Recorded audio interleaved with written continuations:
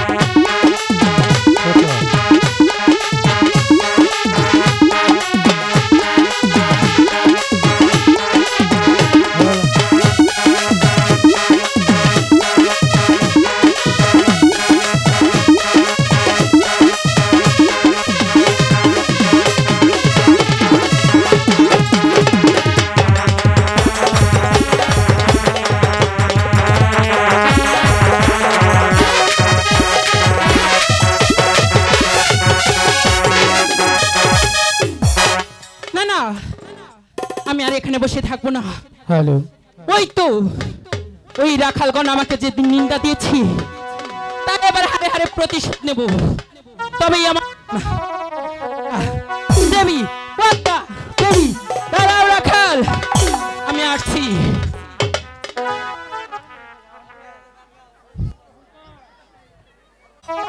দাদা এই তো সুন্দর সবুজ শ্যামল বনে দাদা আমাকে রেখে চলে আসে প্রতিদিন।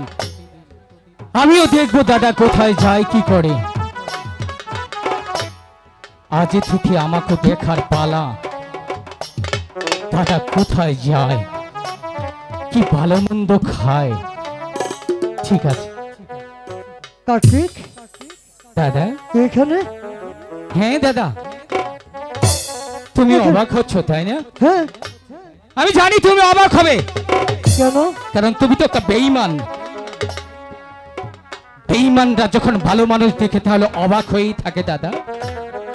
আমি এমন কি কাজ করছি আমি বেঈমান? তুমি বুঝতে পারোনি দাদা তুমি কি করেছো। না, আমি প্রতিদিন তুমি আমাকে ঘুমে রেখে তোমার নিজের ভালোর জন্য তুমি বনে মাঝে অনেক ভালো মন্দ খাও আর আমাকে রেখে আসো তুমি বাড়িতে।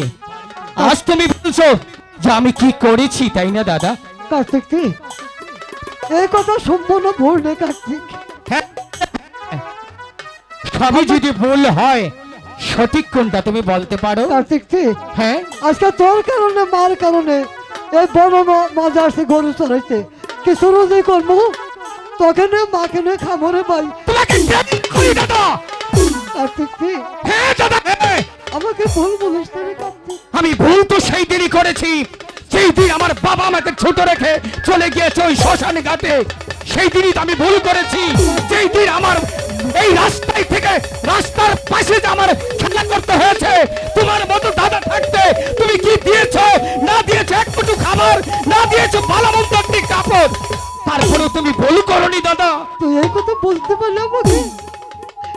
আমি তোর বড় দাদা, আমি না খেয়ে তোকে খেয়েছি। বাস দাদা বাস। আর নেকা কান্না তুমি আমার সম্মুখে করো না দাদা। কার্তিক তোমাকে আমি হারে হারে চিনে ফেলেছি। তুই ভুল করেছিস। আমি তো সেই দাদা নই, আমি কোনো স্বার্থপর নই রে কার্তিক। তোর কারণে মার কারণে আজকে আমি পথের দাঁড়ে দাঁড়ে করি, মানুষের মার খাই, তেমন বাড়িতে আমি কিছু বলি না তোর কাছে। দাদা বল, তুমি কি পারবে? আমি যে চাইবো তুমি তাই আমাকে দিতে পারবে বলো? আমার কাছে থাকলে তো আমি দিবই। অবশ্যই আছে। অবশ্যই বল। দাদা বল। তুমি শুধু আমার মুখের কষ্টেই থেকেছো। আমার হৃদয় যে কত ঝরনা তারা ঝরেছে তুমি কি একবার বুঝতে পেরেছো দাদা?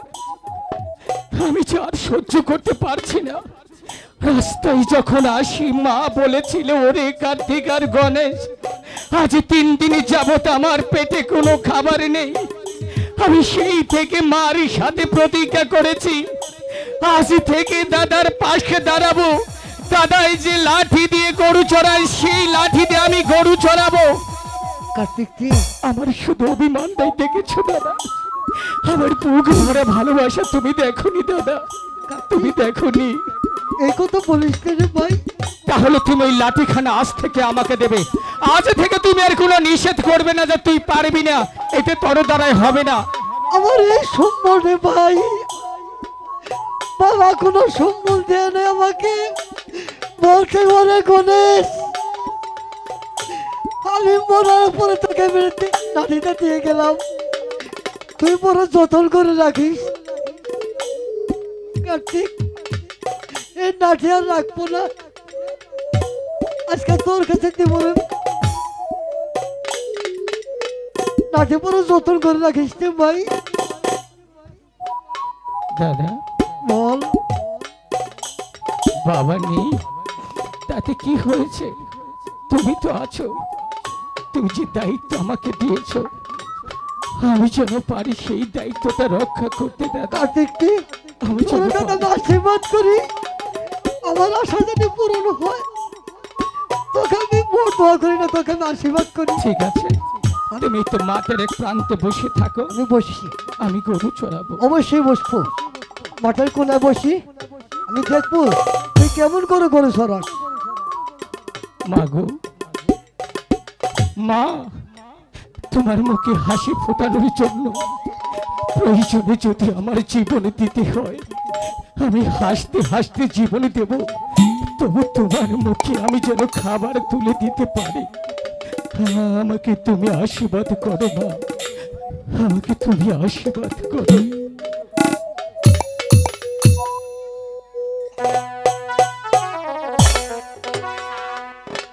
আমি তো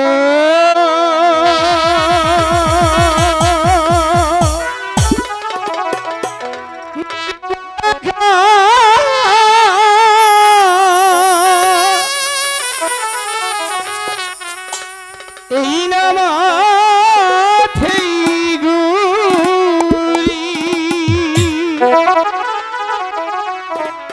বাঁশরি বা ঝাইয়া পালে গরু বাসুর রাখি রে, আমি তো গরিব রাখাল রে।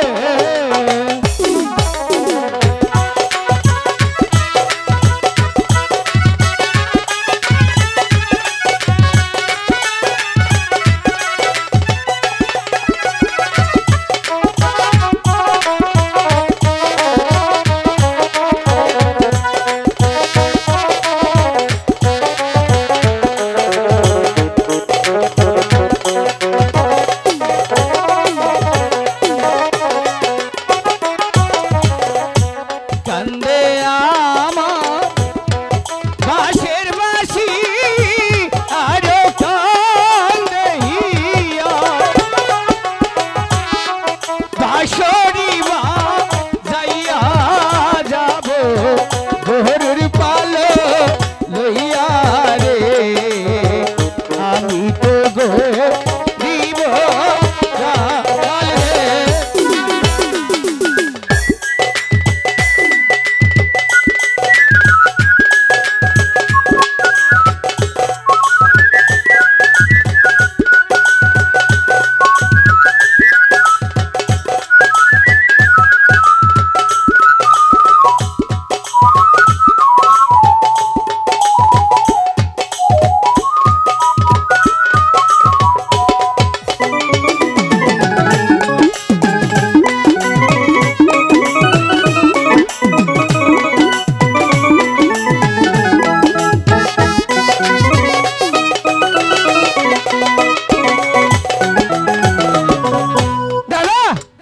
কার্তিক, তোর কি হয়েছে রে? আমাকে একটু জল দেবে না? কার্তিক, তুই আমাকে একটু জল দাও। এই বন মাঝে কোনো জল নাই, জলের বদল আমার বুকের দাদার রক্ত তুই নিবারণ কর। কার্তিক বাইরে, আমি যে আর পথ চলতে পারছি না দাদা। কার্তিক, আমাকে যদি তুমি জল না দাও তাহলে যে আমি মরে যাবো দাদা। কার্তিক, তুই এখানে বস, তুই এখানে শু।